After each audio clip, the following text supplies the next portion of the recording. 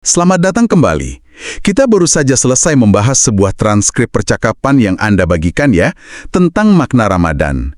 Dan jujur, ada satu frasa di dalamnya yang langsung bikin saya berhenti dan mikir. Oh ya, frasa yang mana? Ramadan sebagai tombol reset, ide yang kuat banget kan? Betul, betul. Tapi pertanyaan saya, riset dari apa sebenarnya yang dimaksud di sini? Nah, ini dia poin utamanya. Sumber Anda itu menggambarkannya gini, kalau puasa itu cuma soal perut lapar, kita cuma jadi ahli diet, bukan ahli ibadah. Ya juga ya. Jadi konsep riset ini jauh lebih dalam. Ini soal puasa untuk mulut kita dari gosip, puasa untuk mata kita dari hal-hal negatif di media sosial. Bahkan puasa untuk emosi kita saat terjebak macet misalnya. Jadi ini riset total untuk seluruh sistem operasi kita, bukan cuma sistem pencernaan aja. Nah, disitulah tantangannya kan? Niat kita untuk riset itu mulia, tapi menurut sumber Anda, niat itu seringkali kalah sama notifikasi handphone. Iya, itu masalah kita semua kayaknya. Mau tadarus 5 menit, tahu-tahu udah 1 jam scrolling media sosial. Jadi, gimana sumber ini menyarankan kita untuk menang melawan distraksi yang kayaknya memang dirancang untuk bikin kita gagal? Yang menarik, solusinya itu bukan sesuatu yang muluk-muluk atau rumit.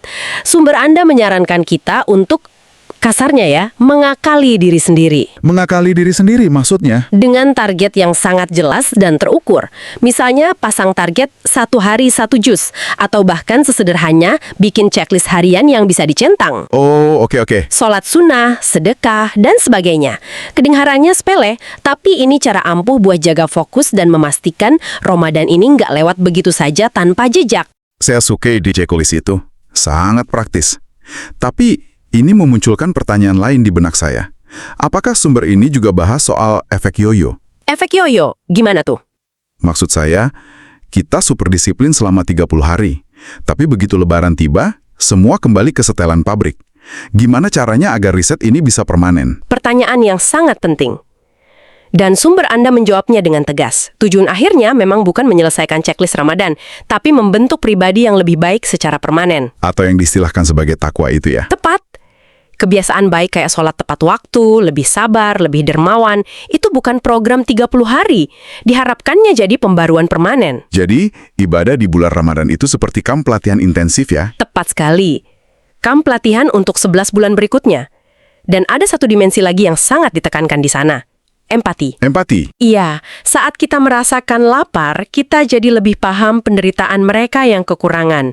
Ini bukan cuma teori loh, rasa lapar itu seharusnya mendorong kita untuk lebih banyak berbagi. Bersedekah gitu ya? Betul. Jadi ini bukan cuma soal hubungan kita dengan Tuhan, tapi juga bagaimana kita memperbaiki hubungan dengan sesama manusia. Jadi, setelah kita bedah, kesimpulan yang paling mengejutkan dari sumber Anda sebenarnya bukan tentang apa yang kita lakukan selama Ramadan, Melainkan, tapi tentang siapa diri kita setelahnya.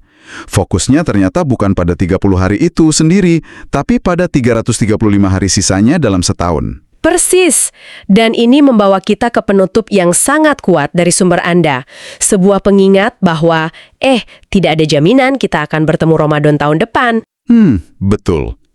Dengan kesadaran itu, pertanyaan untuk direnungkan bukan lagi apa target Ramadan saya tahun ini, tapi mungkin lebih ke perubahan kecil apa yang bisa saya mulai hari ini, yang ingin saya bawa terus bahkan setelah bulan suci ini berakhir.